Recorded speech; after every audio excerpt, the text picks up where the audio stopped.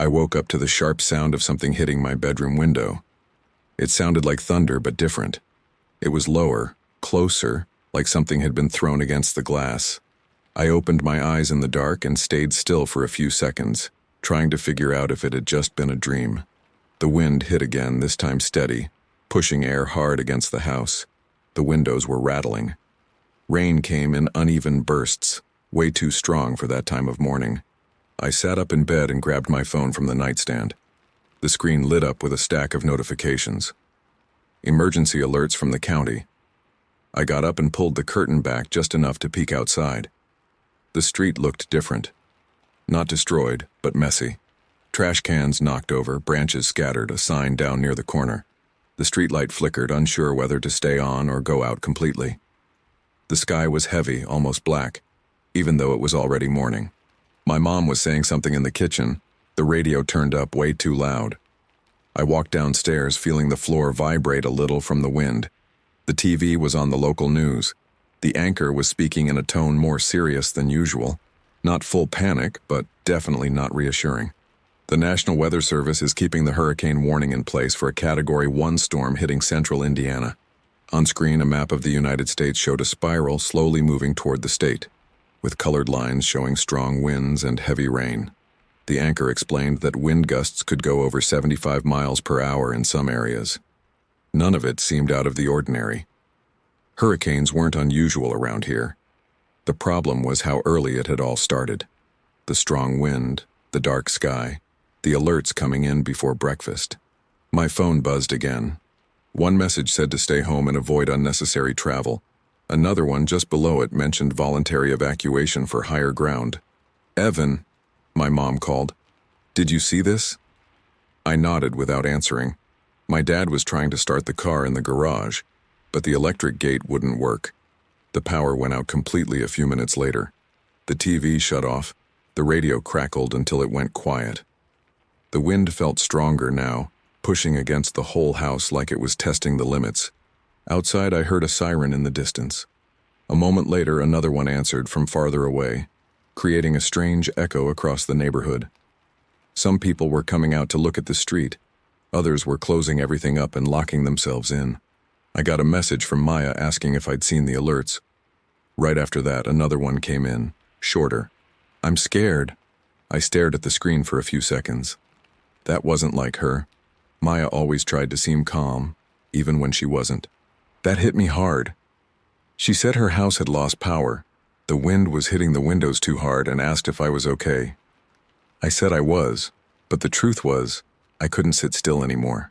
It wasn't just a friend's concern. I didn't like the thought of her being alone in weather like this. I looked out the living room window. The rain was coming down harder. The wind was shoving the trees along the street. "I'm just going over there real quick," I said, already grabbing my mom's car keys from the table. "Evan, wait," she said, coming after me. "Don't go out now. I'll be right back." I waved at her before getting into the car, a quick gesture, like saying everything was going to be okay.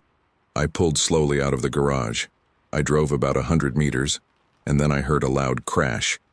Something shook the car hard. Before I could figure out what had happened, I heard a familiar voice.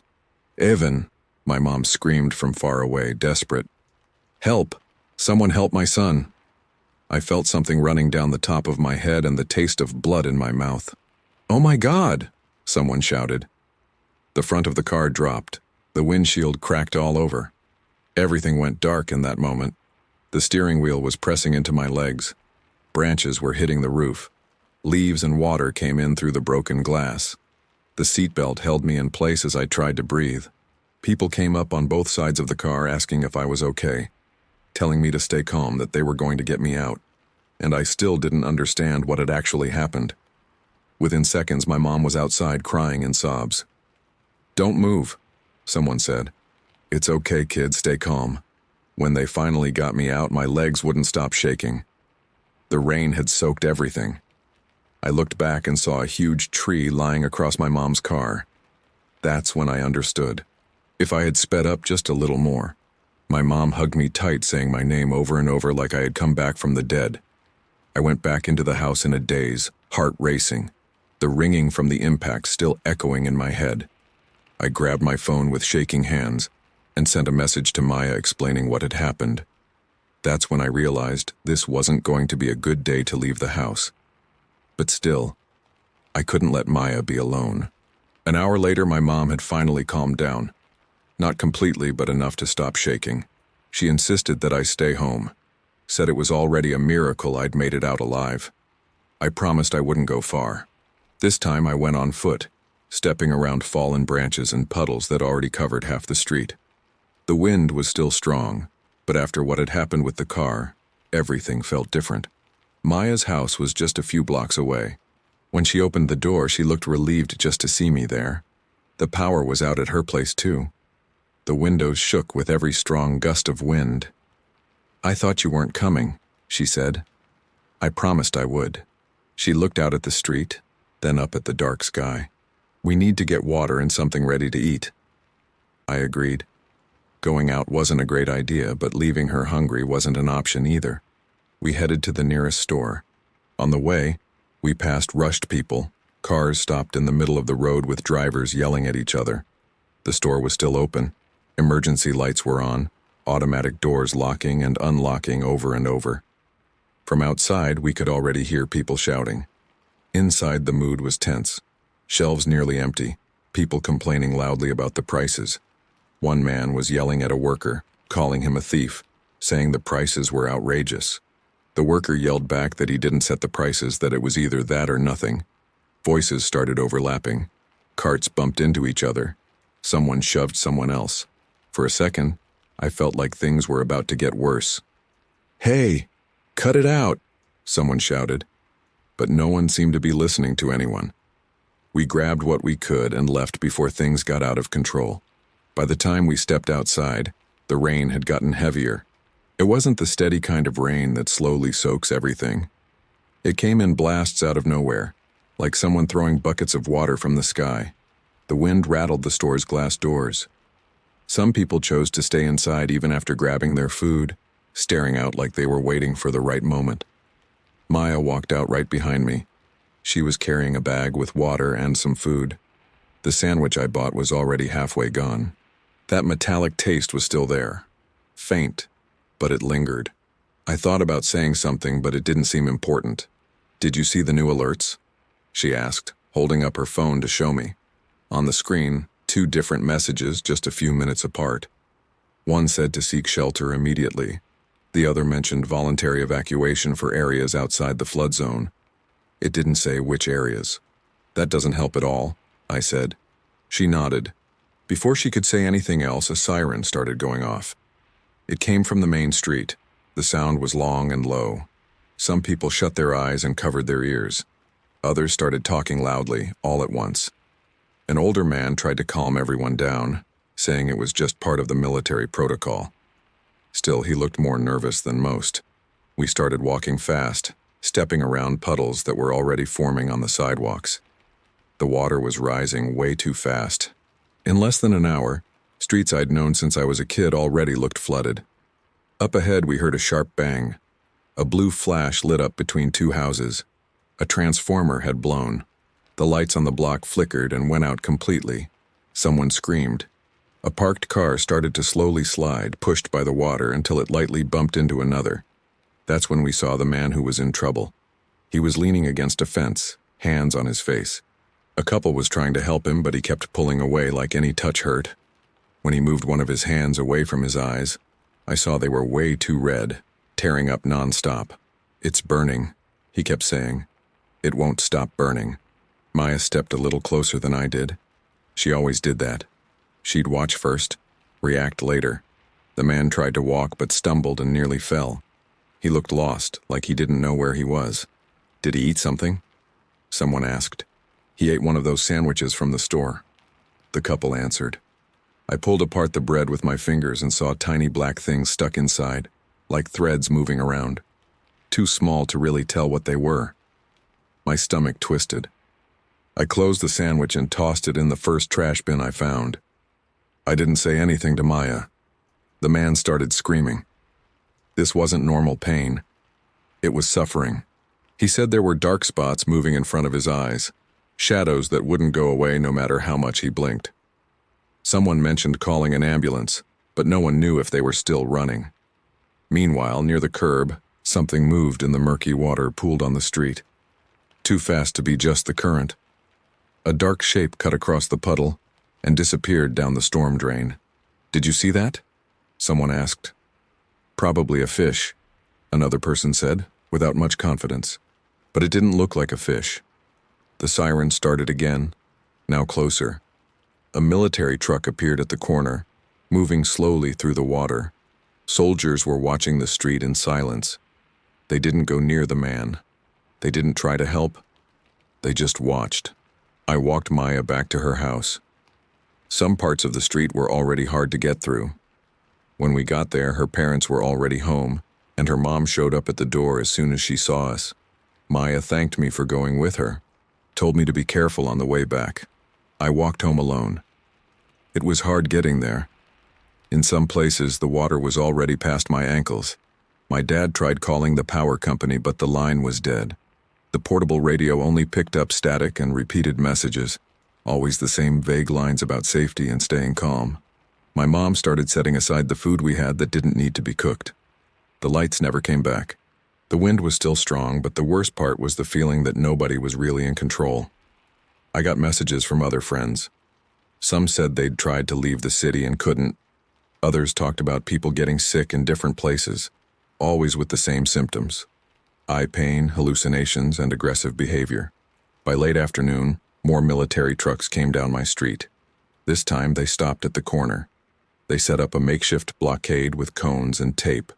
A soldier said no one was allowed past that point without permission. "It's just a precaution," he said without explaining anything else. Across the street, a woman started crying, saying she needed to go get her son. The soldier repeated the same line like it was the only rule he knew. I sat on the couch trying to get my thoughts together. My eyes were burning. Did something get in my eyes during the tree accident and I just didn't notice? I splashed some water to rinse them out, but the burning didn't stop. Maya sent me one last message that day. "Something's really wrong, and I think the military knows more than they're saying." I typed a reply but erased it before sending. For the first time since all of this started, I didn't know what to say. I barely slept that night, not because of the wind, but because of the weird feeling in my eyes. It wasn't pain. It was more like I'd spent hours staring at a bright screen. A light sting, but constant. Every now and then, when I closed my eyes, there was this strange sensation. Too quick to be sure. Like something had moved in there, under my eyelids. I'd blink a few times, rub my eyes gently, and the feeling would go away. At least for a few minutes. When morning came, the city was way too quiet. Not that peaceful Sunday kind of quiet, but a strange emptiness, broken only by the distant sound of rain or the occasional heavy military vehicle rolling down the street. I opened my bedroom window and felt the damp air come in. It smelled like wet earth and gasoline. My dad was sitting at the kitchen table with his phone in hand trying to get a signal. My mom was sorting the little food we had left into coolers filled with melting ice. Everything felt improvised, like we were camping inside our own house. "The radio's saying there's a food poisoning outbreak in the city," my dad said, without looking at me. "They're telling people to be careful and only eat packaged stuff, just in case." That kind of made sense. At least it was a simple explanation.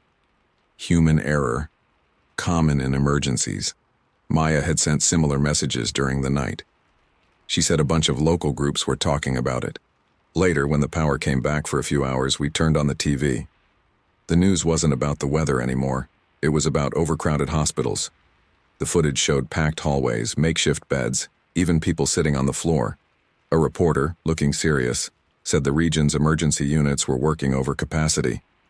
The screen switched to another city. Police were trying to control people thrashing around in the street, screaming like they'd lost it. The reporter said there were confirmed cases of aggressive behavior and extreme confusion showing up in different parts of the state. "Authorities are asking people to stay home," the anchor said, now with a more tense tone. "Avoid unnecessary travel. Follow your local guidelines." I looked at my parents. No one said anything. The TV stayed on, but it felt like it wasn't saying enough. That's when I realized it wasn't just a local issue. What was happening on our street was happening in a lot of places at the same time, and no one really seemed in control. The flood had gone down a bit, but the streets were still covered in mud, leaves, and piles of trash. The smell was strong, like stagnant water mixed with rust. I left the house late in the morning to help my friend Mike. The flood had dropped a little, but the street was still covered in mud and garbage. We talked quietly, more out of habit than necessity, when we heard someone shouting from my neighbor's house. "Help! Someone help me! I'm stuck!" We ran to the garage. The door was open. The water was up to his waist. A shelf had fallen over and pinned him against the wall. He was trying to push it off, but kept slipping, each movement stirring up more muck from the bottom. For a second, I thought the biggest danger was him drowning. Then the water moved. It wasn't like a current. It was like something had reacted to him being there. The surface bubbled slightly and the tone of his scream changed. "Get it off! Get it off me!" First I saw one dark shape, then another. Long, flexible, moving too fast to be fish. They wrapped around his leg, tightening, disappearing and reappearing in the murky water. One of them rose up for a moment, thin and tense, then vanished again. My neighbor was thrashing, hitting his own leg like he was trying to rip something invisible off. Mike grabbed a broom lying near the door and held it out to him. When he managed to grab it, we pulled hard. The water felt like it was holding him back, like something was still attached to him. When we finally dragged him out, the black shapes let go and slipped back into the water, too fast to follow with our eyes. The silence after that felt heavy. His leg was covered in red marks, some bleeding. They didn't look like normal bites. They were uneven, like fresh burns. That's when we heard footsteps behind us. Soldiers appeared at the garage gate, guns pointed down. One of them fired 2 quick shots into the water, near where the things had disappeared. The sound echoed down the block. Nothing came back to the surface. "Step away," he said. "Now." Another soldier stepped up to the injured man, glanced quickly at his leg, then stood straight again. Must have been some animal dragged in by the flood. He didn't say what kind. Didn't ask questions. Didn't write anything down. They pushed us out of the garage and took over, sealing the entrance with tape and makeshift cones. "Go back to your homes," the soldier repeated. "Don't come into contact with the water." That was the first clear rule I'd heard all day. I went home with my stomach in knots. I couldn't stop thinking about those shapes moving around. The black things I'd seen in the sandwich looked just like them, only smaller. On my phone, messages kept coming in. People from other neighborhoods talking about folks getting sick, hallucinating, becoming aggressive. "Are you okay?" Maya asked. "Just tired," I answered, even though I knew it wasn't true. When night came, my eyes started to burn again. The light was too much. I turned everything off and left just the faint glow from the streetlight coming through the window. Even then, I kept catching something moving at the edge of my vision. On the radio, the same message repeated over and over, always in that mechanical voice. "Please remain calm. Authorities are working to resolve the situation." No one said what the situation was. Before bed, I wiped my face with a dry cloth. I avoided the sink. In the mirror, my eyes were red but still looked normal. I blinked. The image took a second to adjust, like the world was slightly out of focus. I laid down, trying to tell myself that there was a logical explanation for everything. But for the first time, that logical explanation didn't feel like enough. By the 3rd day, it was impossible to pretend it was just fatigue or stress. The city was still standing, but it worked like a sick body, trying to keep its parts together while something spread inside. Hospitals filled up early. I didn't need to go inside one to know that. Just walking nearby was enough. Ambulances lined up, people sitting on the sidewalk, doors wide open all the time. The smell of disinfectant mixed with sweat and fear. Maya insisted we go to the neighborhood clinic. Mrs. Helen, the elderly woman who lived alone at the end of the street, had spent the night calling for help. She was someone Maya had helped even before all this started, bringing groceries, checking in on her. Now no one else was showing up. We found Mrs. Helen sitting on a plastic chair near the entrance of the improvised clinic. There weren't enough beds. People waited in the hallways, some on the floor. She held a sealed bottle of water in her lap, untouched. "I don't want any more," she said when we offered. I've had too much water these past few days. Her voice shook. Her eyes were red, swollen, like she'd been crying all night. It hurts, she whispered. It feels like something is scratching me from the inside. We took her to a doctor who barely looked up. He spoke fast without meeting our eyes, repeating phrases like he was reading from an invisible list. Irritation, environmental reaction, conjunctivitis. He told her to use eye drops, avoid bright light, rest. Behind him, a woman was screaming. It wasn't one long scream. It was several short broken ones, like the air wouldn't come in right. No one rushed to help. It was just another sound among many. In the hallway, we saw a young man being held by two nurses. He tried to cover his eyes with his hands, but at the same time pulled his fingers inward. Hard, like he was trying to rip something out.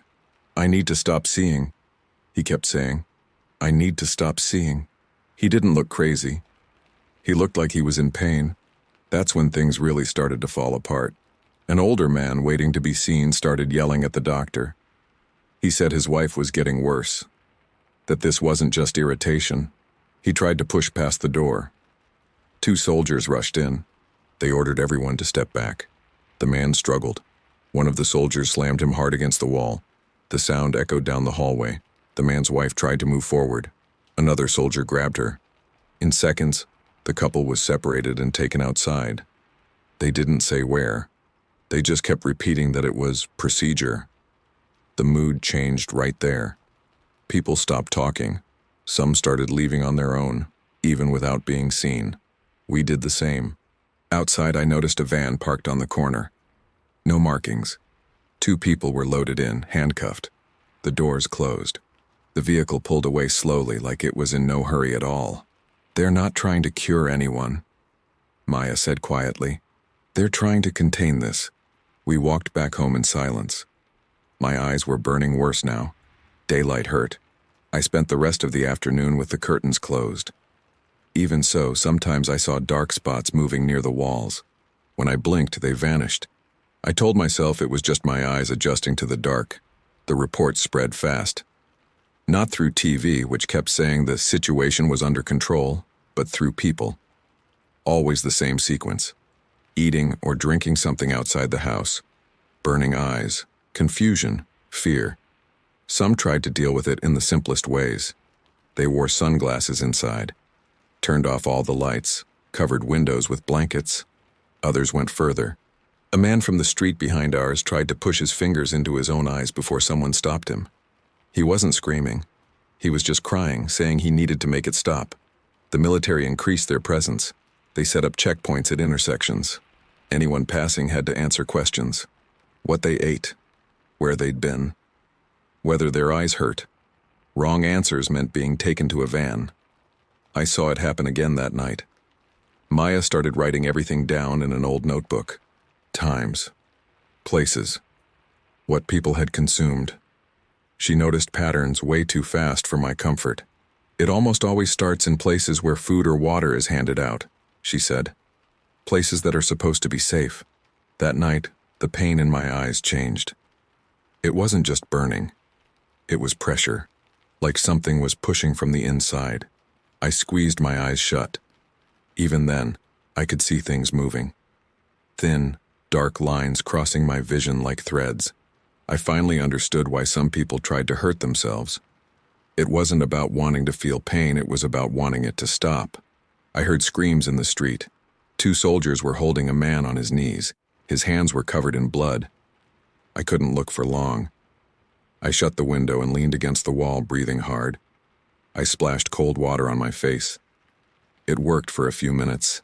Then the feeling came back. That day's conflict ended there, with the street sealed off. One more house marked with tape, one more person taken away. But the outcome was clear. It wasn't slowing down. It was organizing itself. Before sleeping, I sat in the dark, waiting for my eyes to calm down. I thought about the guy in the hospital, the way he said he needed to stop seeing. For the first time, I understood exactly what he meant. This wasn't mass panic. It wasn't hysteria. It was something physical, real, moving step by step, using the city as its path. And I was right in the middle of it. On the fourth day, The city no longer felt like a place where things were just going wrong. It felt like a place where something was working exactly as it should, just against us. The water had gone down on some streets, but the smell stayed. A heavy, damp odor mixed with trash and spoiled food. It was hard to pin down a source. It felt like it was coming from everywhere at once. I avoided drinking anything that wasn't from home, but my eyes kept burning. It wasn't irritation anymore. The pain felt like it was coming from inside, like built-up pressure. Maya insisted we go to Lucas's house, a friend of hers who lived near the creek that runs through the industrial area. He hadn't replied to messages since the night before. He'd said he was without power and water. The military had blocked the main roads, but it was still possible to get through smaller paths, alleys only locals knew. The creek was too full. Dark water rushed fast, even though it wasn't raining at the time. Food scraps floated, caught on grates, open packages, bread, crushed bottles. Things that had been handed out over the past few days. That's where the conflict really started. Among the food debris stuck near a storm drain, something moved. It wasn't a reflection. It wasn't the current. They were thin, dark lines, almost invisible from a distance, slowly twisting. "Do you see that?" I asked. Maya crouched down, keeping her distance. "I do." The filaments didn't follow the water. They moved against it, clinging to the edges of the concrete, slipping into cracks far too narrow for anything normal to fit. They chose where to go. My stomach tightened. I thought about the sandwich, the metallic taste, the distributed water, how many times I'd touched wet things and then rubbed my face. We went on to Lucas's house. The door was unlocked. We called out. Nothing. The air inside felt heavy, stale, smelling of mold mixed with something chemical, artificial. We found Lucas in the bathroom. He was sitting on the floor back against the wall, a towel covering his face. His hands were shaking. When he heard our voices, he slowly lifted his head. "Don't come closer," he said. "Don't drink anything from here." The towel slipped a little. His eyes were swollen, way too red, like something was pressing from the inside out. "It hurts a lot," he said. "And I see things. Lines. They move." He wasn't screaming. He was crying from exhaustion. We tried to help him stand. That's when he grabbed his eyes and dropped to his knees. "It has to stop," he kept repeating. "It has to stop seeing." We called for help on the portable radio Maya carried. It took longer than I expected. When 2 soldiers showed up, they didn't go inside the house. They ordered Lucas to come out on his own, slowly with his hands visible. He tried to comply, but fell again. That's when I saw it. Something moved under the skin of his arm. Not like muscle, not like a spasm. Something sliding, forming a dark line that vanished near his elbow. "No," I said without thinking. "He's still conscious." The soldier raised his weapon, not aiming yet. He hesitated. Then he got an order over the radio. "He's compromised," he replied flatly. The conflict ended there. They put Lucas into the van without saying where they were taking him. When the door closed, I saw the filaments again, coming out of the bathroom drain, spreading through the pooled water on the floor. It wasn't my imagination. From the way Maya pressed the notebook to her chest, I knew she saw it too. We walked home in silence. On the way, I started noticing the same signs in other places. Storm drains, puddles, thrown out food scraps, thin lines almost invisible if you didn't know what to look for. Always moving, always entering something. "It's not just one thing," Maya said. "There are many of them." "A parasite," I answered without thinking. She nodded. "Collective, distributed. It doesn't need to attack. It just needs us to consume." It made too much sense, and that was exactly why it was so terrifying. That night the pain in my eyes got worse. I turned off all the lights. Even in the dark, the lines were still there. When I closed my eyes, they didn't disappear.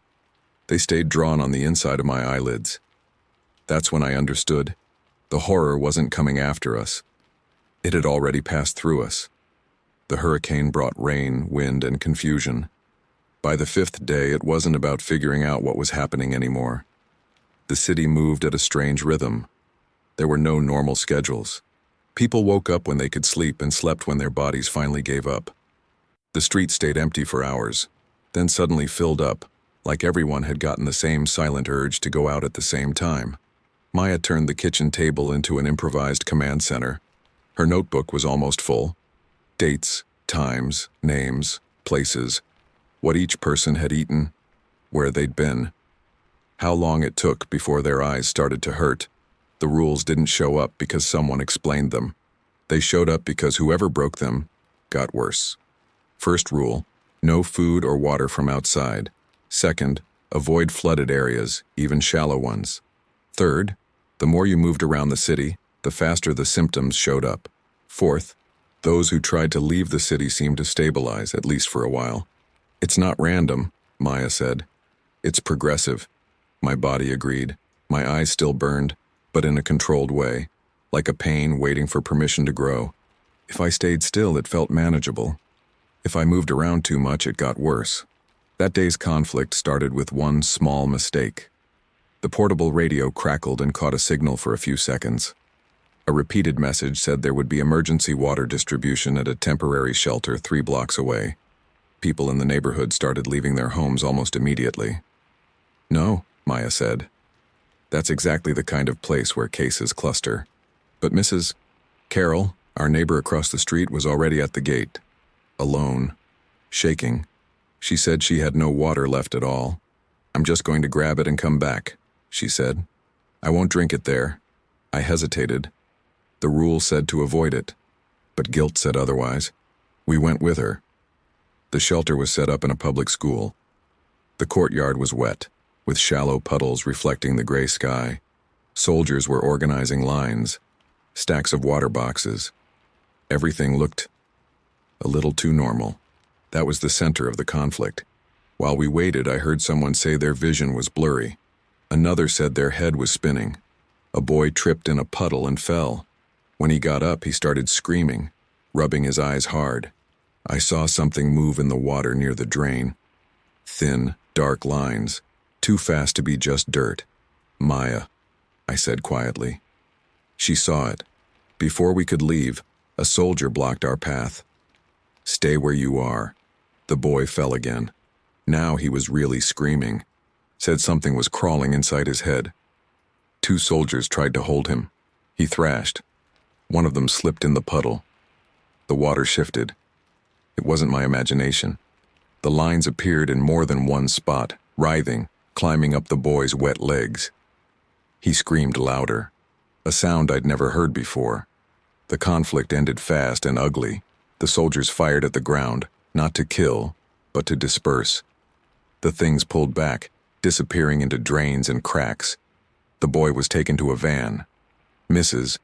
Carol stood there, frozen, holding a sealed bottle of water that slipped from her hand and fell. Go back home, someone shouted over a loudspeaker. Do not come into contact with the water. The same rule. Repeated like it fixed everything. We walked back without saying a word. My eyes hurt more now.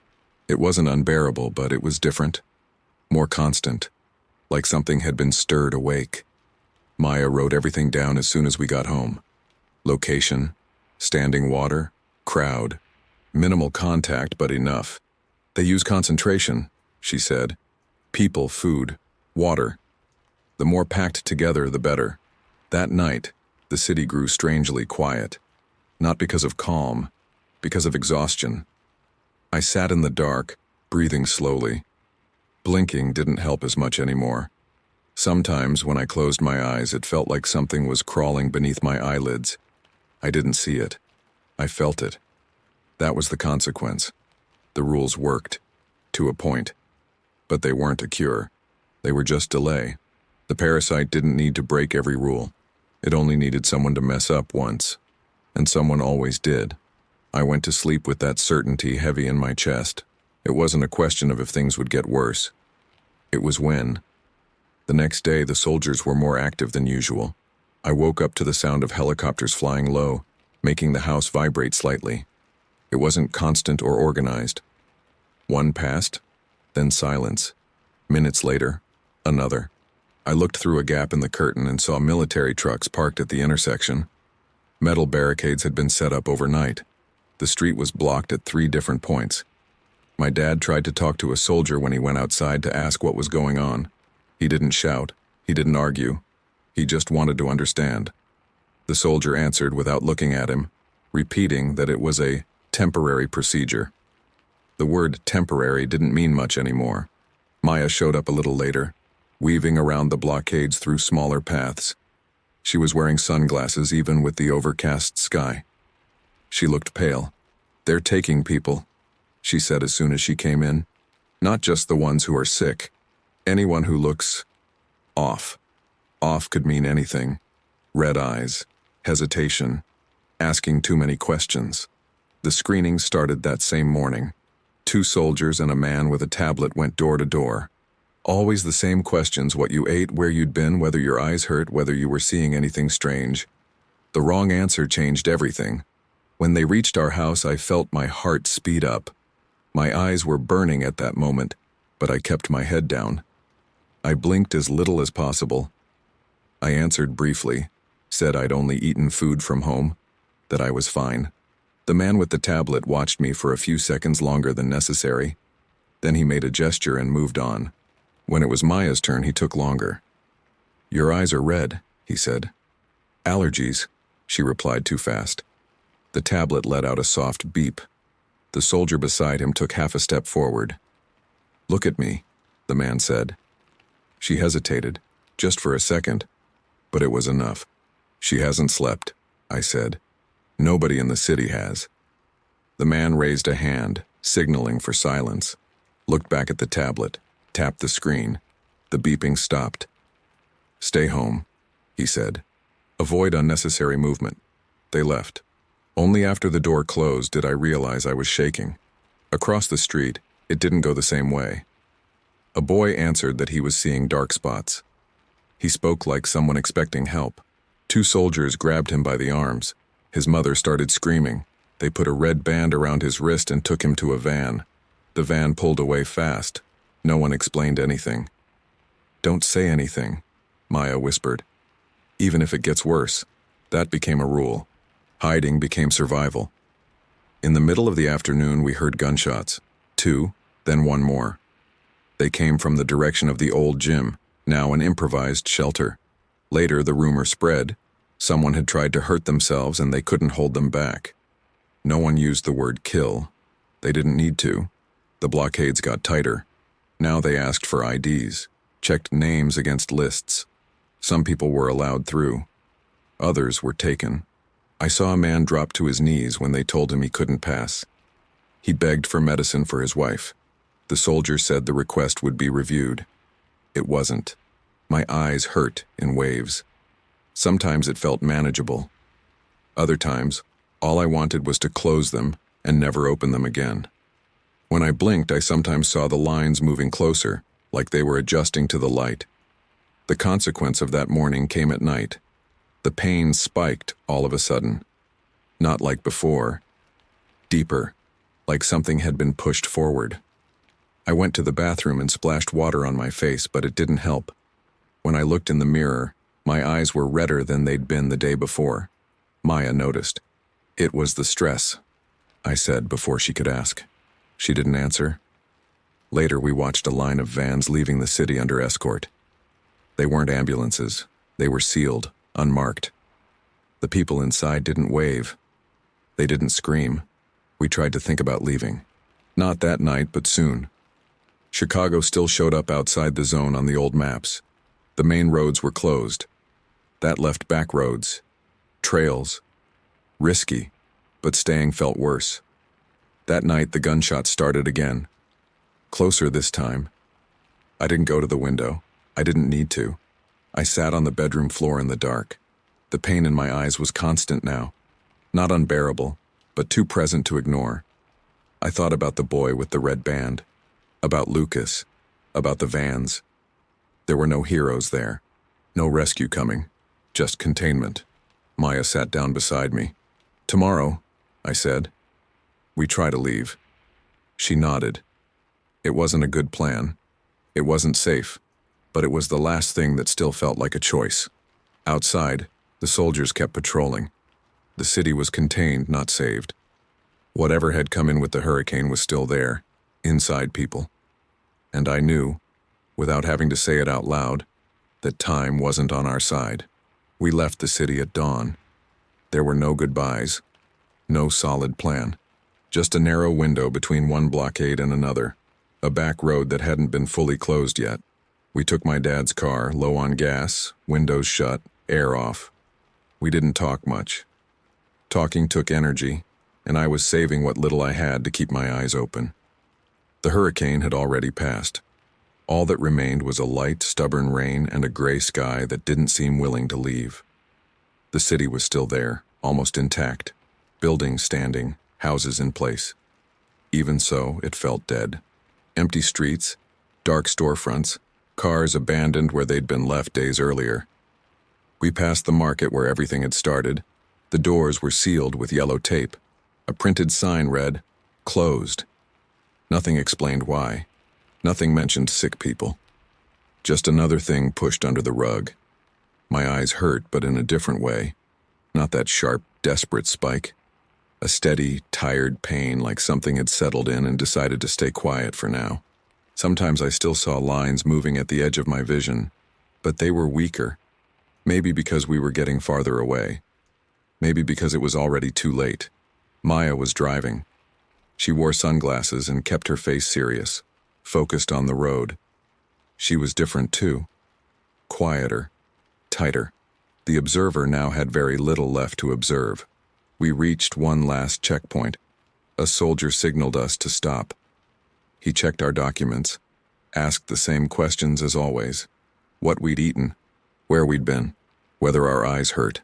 We lied without hesitation. He watched us for a few seconds longer than necessary, then made a short gesture with his hand, letting us through. He didn't wish us luck, didn't warn us about anything, just turned his back. When we finally crossed the rusted sign marking the city limits, I felt something like relief. Not happiness, not safety, just the feeling of having left a wrong place. We headed north without saying Chicago out loud, but thinking about it. A city too big to shut down easily. Too big to control fast. Maybe that was good. Maybe it was worse. In the rearview mirror, I watched the city grow smaller. I thought about the ones who stayed, the ones taken in the vans, the ones who couldn't lie in time. I thought about Lucas. I thought about the man at the hospital saying he needed to stop seeing. The world outside looked too normal. Gas stations open, cars driving by, people going to work. No one seemed to know what had happened just hours away. No one seemed to smell dampness and fear in the air. We pulled into a gas station outside the affected area. I didn't want to eat or drink anything. I went straight to the bathroom. When I leaned over to wash my face, I felt a strange tug in my back. It didn't hurt, but I felt something that shouldn't have been there. When I got back to the car, Maya looked at me quickly, assessing my face. "Do you still feel something strange?" she asked. "Everything's normal, like it should be."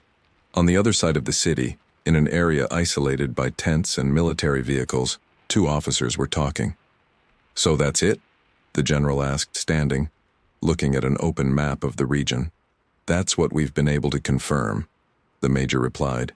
The creature was located in a flooded structure near the old reservoir, about 2 meters long. Insect-like appearance, 2 deformed heads. The general frowned. "Was it killed?" "Yes, sir. Neutralized quickly." "And this explains the infections?" "We believe so.